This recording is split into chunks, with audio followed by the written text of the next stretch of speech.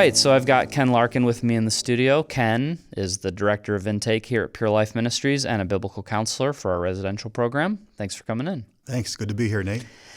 So this episode is part of a series that we've called Key Lessons on the Road to Freedom. And once again, for those who are if this is the first episode that they've heard in this series, the reason that I developed this series is because although genuine repentance changes the direction that a person is going in spiritually, repentance puts a person on a new pathway, and they need to walk on that pathway, right? So repentance doesn't bring you to the end of the journey. It puts you on the right path for your journey. And so we want to continue to give key lessons that people will need as they're walking on that road to freedom. And so today's show really is about helping people to see that God has a goal for their lives and to help them to embrace God's goal for their lives rather than just having their own goals, because I think that sexual sin can be so costly, it can be so painful, that it can be easy to make getting free like the all-encompassing goal of my life. And that's what we want to address. So first of all, Ken, why is making freedom from sexual sin like the goal of your relationship with God? Why is that faulty thinking? Well, one thing I would say is it really falls short, like you said, of God's purpose, and His goal for your life. It's superficial. Even like when we deal with guys that are steeped in sexual sin, the actual sin or your behavior is even only the fruit of the problem. So you're only dealing with your issue at a superficial level if you're really concerned about your behavior, and that's as deep as it's going to go. But also, obviously, God has a much bigger picture for our lives than just being free from sexual sin. So we're not even focusing on what really God has for our life, which is much better than just being free from your sinful behavior. I want to be sensitive, again, to the fact that sexual sin is really super destructive, right? And so we're not trying to convey that, getting free is, yeah, sure, God wants that, but there's way more important things. What are things that make freedom from sexual sin just super compelling for people? Well, I would say any sin, the wages of sin is death. So there's a lot of destruction and collateral damage in their lives. A big thing, a lot of guys come and they're married and their marriage is in shambles. And, even maybe the wife has given them an ultimatum. If you don't take care of this issue, we're headed toward divorce. So it's a huge upheaval of their life. A lot of guys come from a ministry background, or even just the fact that almost everyone that comes into our program, for instance, has been in church. So you have a reputation maybe of being a godly individual, and now all of a sudden your reputation's been destroyed because of your sin and having to deal with that, the shame and everything involved in that. And a lot of guys, we've even had guys lose their career, looking on porn or something at work, actually losing your job or your career. So a lot of major financial issues, or just invested a lot of money in your sin, just destroyed, your savings or whatever, because you've just given it over to pursuing this lifestyle of sin. Yeah, so sexual sin it's just so costly. I mean, it costs us in our families, it costs us in our friendships, it costs us emotionally, it costs us physically, and it can just be like when a person really decides, okay, I'm going to deal with this and I'm going to deal with this God's way, it can still be just so tempting to let that one thing consume or become the all-encompassing thing. And okay, so we're saying that that's not necessarily God's goal. what is God's goal? When you look at Scripture, what is God's goal? That's a good question, and it's really a primary question. Because if I'm at odds with God's goal, then I'm not going to really be where I need to be with Him in my relationship with Him. So I would say the basic goal of any human being really is to have that relationship with the Lord. You know, we were created to actually glorify God, to reflect His glory, to be image bearers. And anything short of that is missing out on our original purpose and intention for being. To know God, to be in that love relationship with Him, to do His will, and to reflect His glory, His character, His image in creation. And anything short of that, we're missing the mark. You know, we're missing what God has for our lives. Okay, so if a person, I totally agree with you, right? And so I think a person could say, well, right, and that's why I need to get the sexual sin out of my life, right? Because I can't glorify Him if I'm doing these things, and I can't enjoy Him if I've got this baggage and this weight hanging over my life. So that's why I have to do that, you know? So when you're dealing with a guy and he is just fully consumed with the idea of getting free from sexual sin, and you're trying to show him how that can be at odds with God's goal, what do you tell him? Well, one of the things that we like to look at in guys that we're dealing with is that, you know, you've basically lived a selfish lifestyle. And that's the opposite of what God has created us to be, because God is love, and love is all about giving. So I like to use the analogy of like you have a circle. You can draw a circle to represent someone's life. You could put a throne on there, and then, of course, self would be on the throne. And when someone's living in sexual sin and they're a taker, it's almost like your whole life is like a black hole, sucking the life out of everything around you just to get your desires or what you want met. Mm-hmm.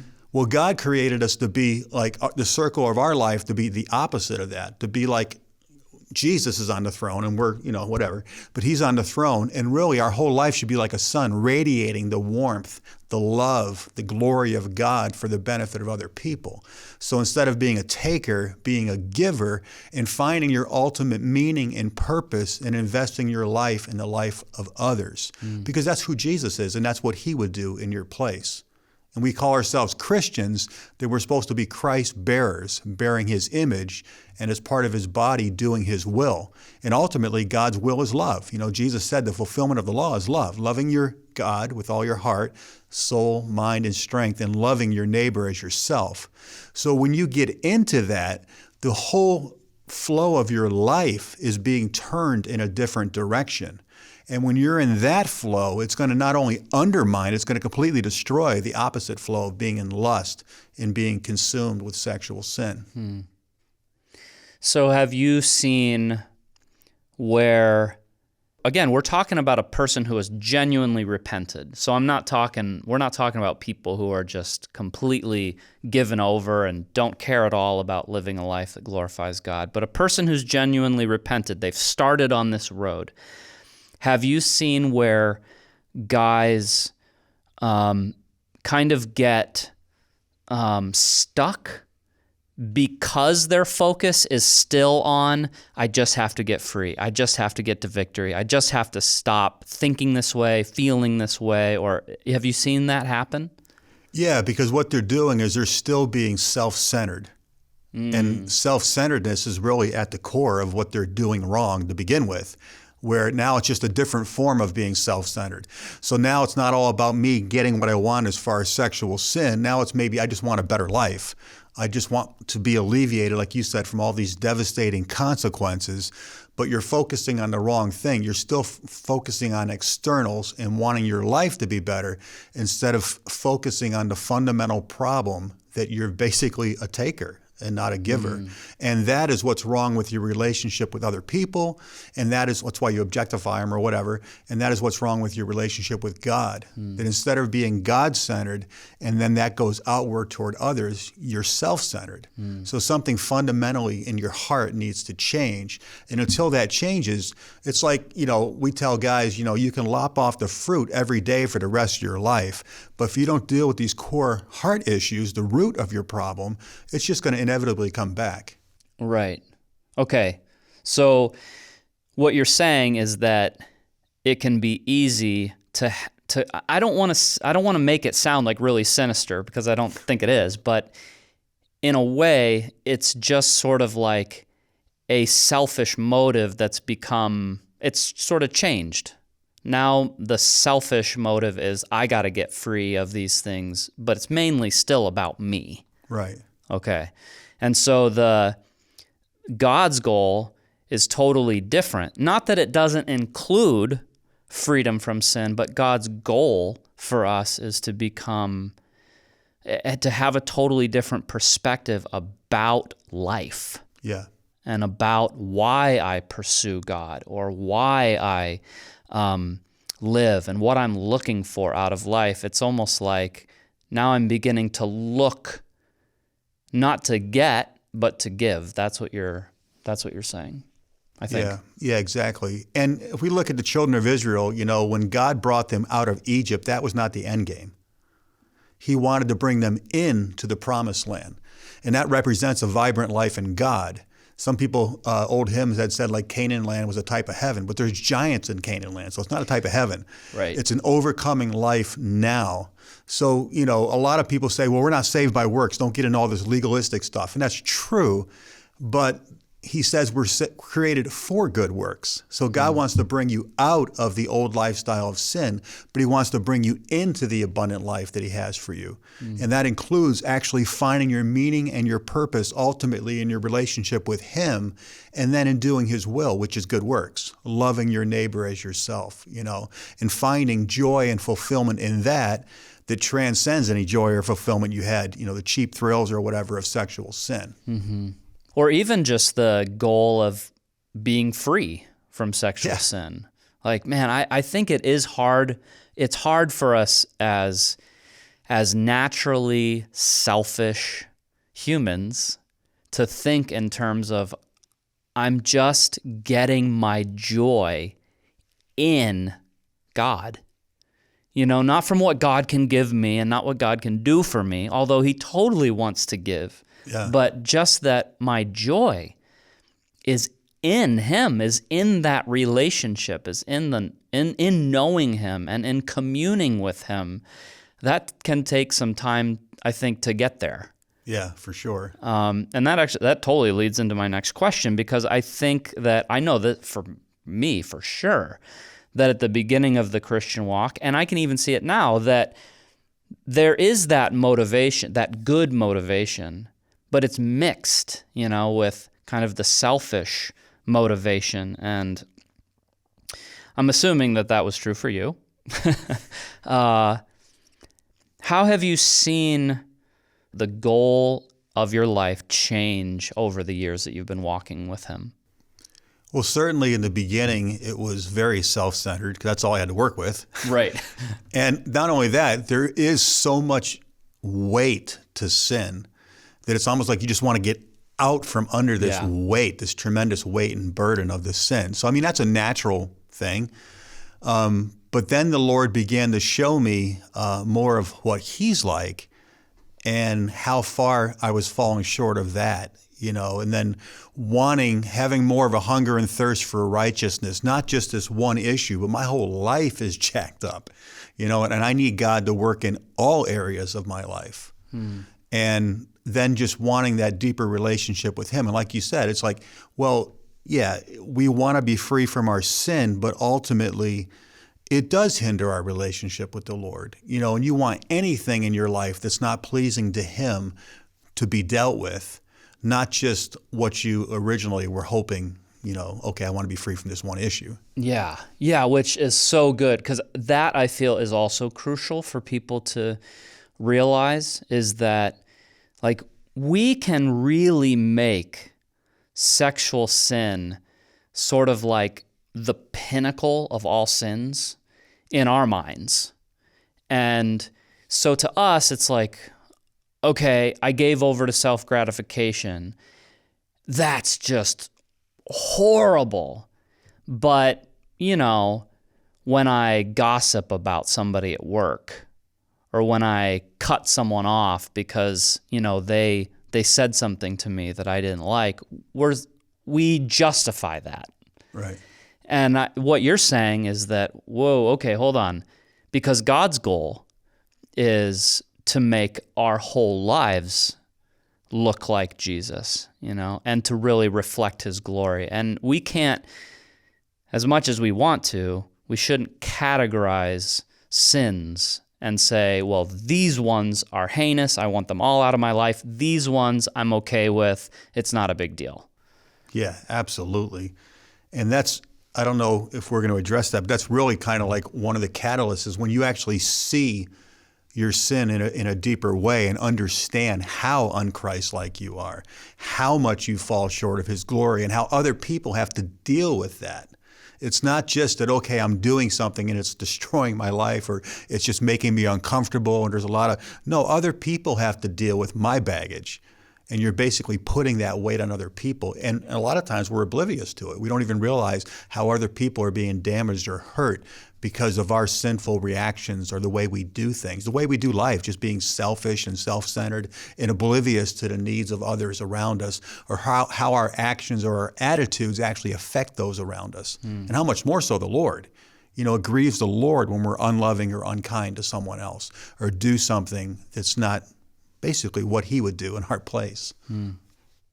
Yeah, I think that's really good, because we so keenly feel the pain that other people cause us, and other people are hurt by us. Other people are hurt by me, and I have to realize that this isn't just, again, it's that same thing, that this isn't just about my life. This is about how other people are affected by me. And if I'm going to become more like Jesus, then that means like the tone of my voice.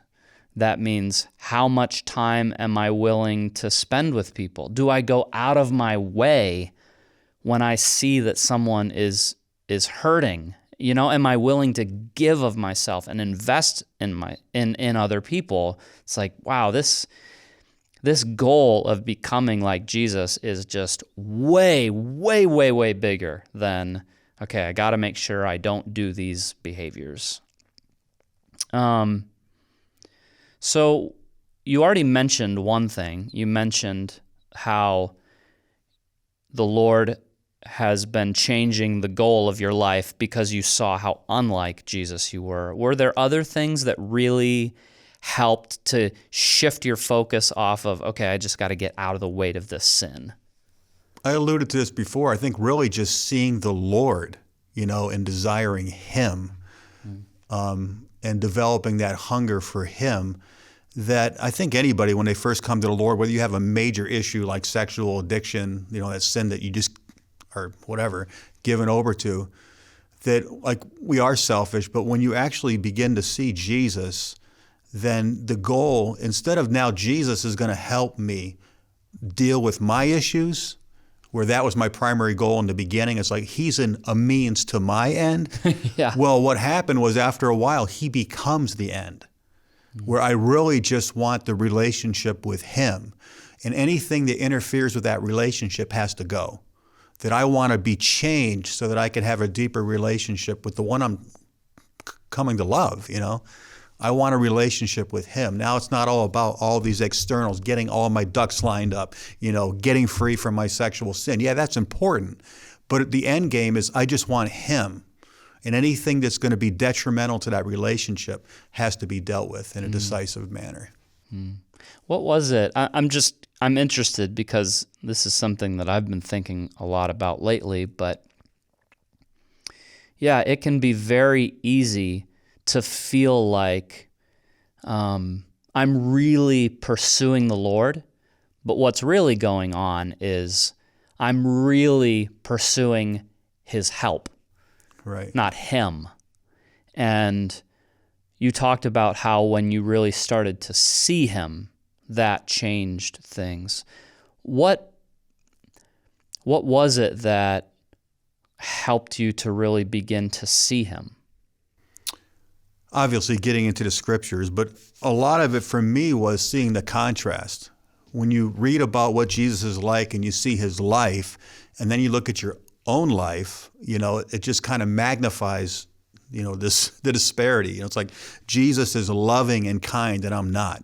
And it's like a lot of it was seeing what I'm really like gave me a greater sight of him, that he's nothing like me.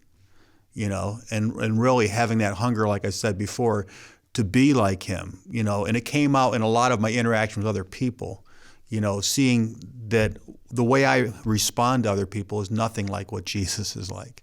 You mentioned a harsh tone or something, even in hard attitudes, being critical or whatever. Jesus is never critical toward us, and just seeing him in the way he really is. I think a lot of it was contrasting to what I'm not like, how I fall short and how I'm nothing like Jesus, in my nature, in my character. Yeah.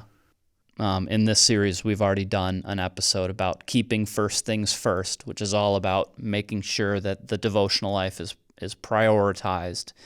But I think it's just another way for us to say how important that is, not because you do a ritual and then freedom comes, but because, man, when you're in the Bible, you're actually getting a chance to see God. That's one reason why the Bible was given to us, was like, here he is, look at him. Yeah. Watch his life, watch his heart, watch what pleases him, watch what displeases him. Just be with him. If you were deeply in love with someone and they, for whatever reason, let's say that you're married to someone and they get taken to prison for being, a Christian, and all that you can get from them is their letters. Those letters become extremely precious because through those letters you have this continuing relationship, and in a way that's what the Bible is there for, is for us to have this connection, with God, and for us to really read those books, read those letters like a husband would read letters from a wife that he's been separated from, or a wife would read letters from a husband that she's been separated from. It's more than just, it's not information. It's revelation. Yeah. Before we go, we do want to reiterate that God really wants us to be free from sexual sin. It's as important to him as it is to us. It's way more important to him than it is to us, to be honest. So how is it then that living with his goal in mind, letting go of my goal in a sense and just pursuing his goal, how does that lead to the place where we actually see our goal come to fruition, right? Like, whoa, I live for his goal, and that leads me into freedom from sin. Yeah, it's a good question. And really, getting back to what I said before, it's because it's a natural byproduct of being in a right relationship with God.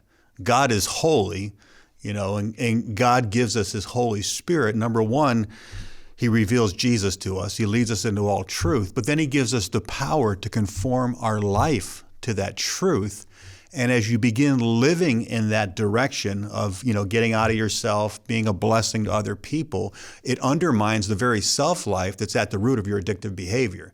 So if the end goal is God and being conformed to his image, to be like Jesus, where my whole life revolves around him, then the practical result is you're going to begin doing his will and moving in that direction, which is a life of love.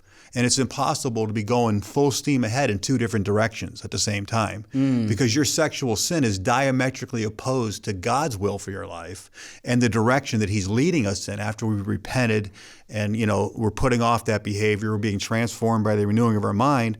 And when we're actually becoming involved in the good works, it's a totally different direction.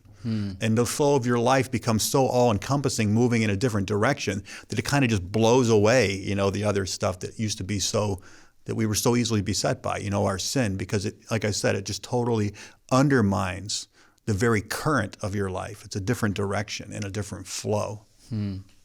Yeah, so when you're talking to somebody and you're seeing, okay, they're on the right track, but they've still got this obsession with getting free from sexual sin, and you just realize, okay, they need to change their perspective and their focus. Are there practical things that you encourage them to do so that their goal becomes more aligned with God's goal? Yeah, a couple practical things is gratitude, because instead of focusing on yourself, you need to focus on the Lord. And also, of course, the self-life, lust is all about getting, and it means you're dissatisfied. It's like, I'm not getting what I want, and I have an insatiable desire to get what I want. But if you can be filled with gratitude and realize who God is and what he's doing or done for us, then that can undermine that self-life, focusing on him. And not to mention, he's the source of all change. So gratitude's a big one. And the other one is getting into the needs of others, and primarily through prayer. We teach people to look outside of your own little world and focus on other people. And as you do that, the Lord begins to impart more of his heart, where you begin to see people differently. If you're totally given over to lust and you're basically objectifying people, well, now you see them not as people to satisfy my lust, but as people that are valuable to God. And how can I be a blessing and invest in their life instead of what can I get from them?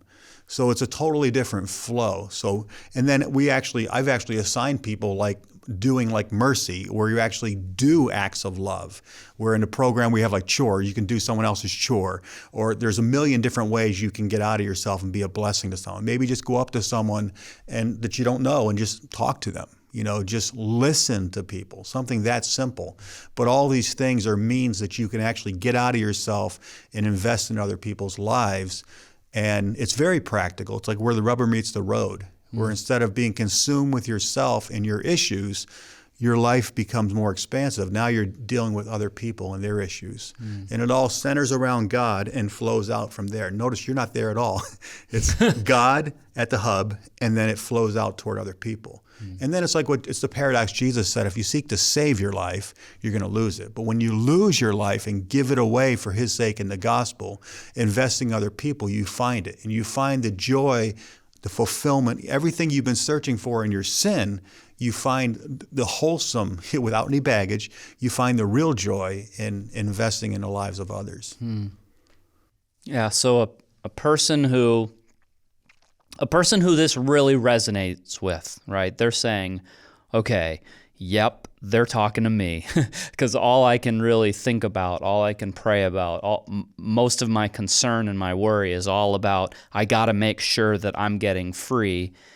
You're saying that, in a way, just give all of those burdens, give those concerns, give that to Jesus and say, okay, I'm giving that to you. Now the thing that I want to spend my time and my energy on, I need to become grateful, and I need to take that energy that I have now because I'm giving those things to you. I need to give that for the good of other people. Yeah.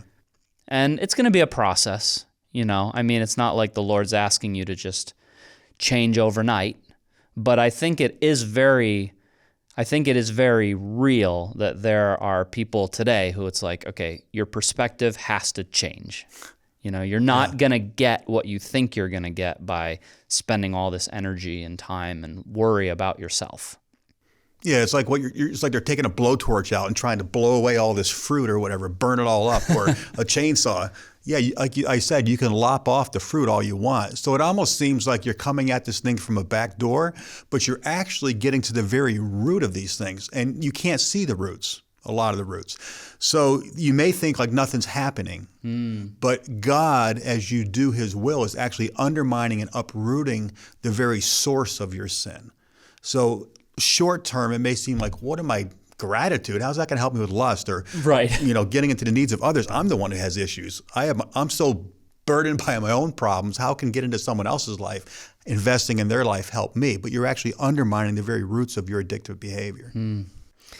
Yeah, this is just really good stuff. I definitely appreciate you coming in, Ken. And for those who are watching, just remind them that we have a book called Living in Victory Through the Power of Mercy that's going to deal with the same thing that we've been talking about today in extensive detail. And also we've got a whole podcast series called Victory, which is based off that book. And that starts with episode 435, and it's like a 20-part series. So for people who are like, man, I really need to learn how to get my life revolving around someone other than me, then both those resources are going to be really helpful. Yeah, definitely great resources. Okay, so thanks for coming in. Thank you.